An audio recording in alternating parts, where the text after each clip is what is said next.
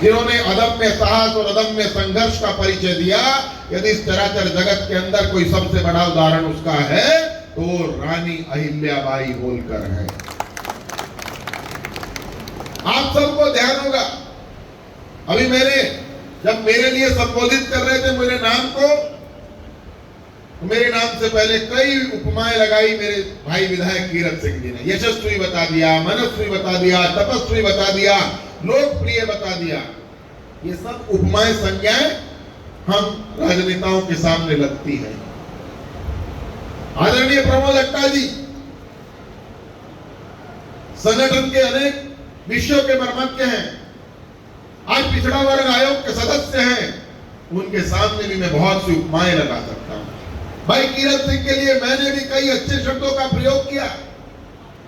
ये सब एक सामान्य शिष्टाचार के शब्द हैं, लेकिन जब हम पुण्य श्लोका रानी मां अहिल्याबाई होलकर जी की चर्चा करते हैं तो उनके सामने एक शब्द आता है पुण्य श्लोका।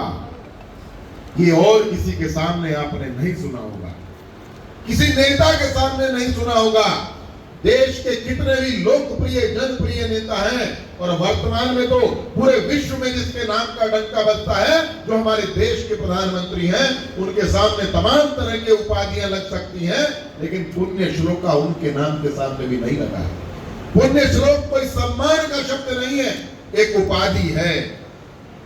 और वो उपाधि, जिस उपाधि को रानी अहिल्याबाई होलकर जी को चारों पीठों के शंकराचार्य ने दिया था, और ये उपाधि उसको व्यक्ति को दी जाती है जिसने राज सत्ता पर रहते हुए यदि सबसे बड़ा कोई काम किया हो, धर्म के लिए किया हो, उस महानुभाव महानुभूति को ये उपाधि दी जाती है। ऐसी थी रानी अहिल्याबाई होलकर। सोमनाथ से काशी विश्वनाथ तक, बद्री केदार से रामेश्वरम तक, आप सबको मालूम है विदेशी आक्रांताओं ने सबसे पहले अगर हमारे किसी चीज पर हमला किया था, हमारी संस्कृति पर हमला किया था, हमारे संस्कारों पर हमला किया था, तो सबसे पहले हमारे धर्मालयों पर हमला हुआ था, और सबसे पहला हमला हुआ था सोमनाथ जी पर। उस सोमनाथ मंदिर का जीर्णोद्धार,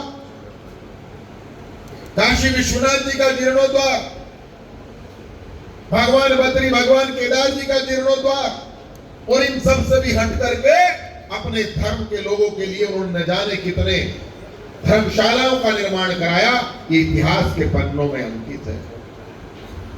और इतनी बड़ी वो शिव भक्त थी, उनका इतिहास जब आप पढ़ेंगे आपका रोम रोम शरीर का कांपने लगेगा।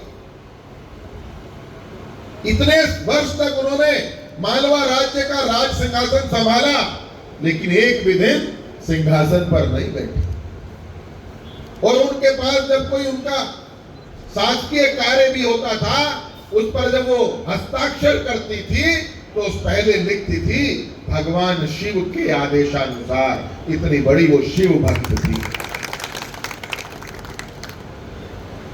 4 लोग मात्र हुए हैं जिनको पुण्य श्लोक का जो उपाधि दी गई है।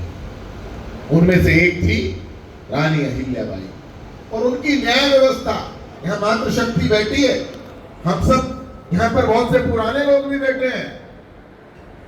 वर्तमान युग में भी 10 लोग जहाँ बैठे हो या 10 कोई बड़े जिम्मेदार लोगों की सभा चल रही है, आज भी हमारी व्यवस्था में कोई ऐसी व्यवस्था नहीं है कि हम नारी को बुला करके बात करें। और उस समय में तो विधवा होना एक बड़ा कलंक होता था। उनको राज्यसभा में बुला करके उनको न्याय संगत न्याय देना, इसकी परंपरा की शुरुआत की थी तो रानी अहिल्याबाई होलकर जी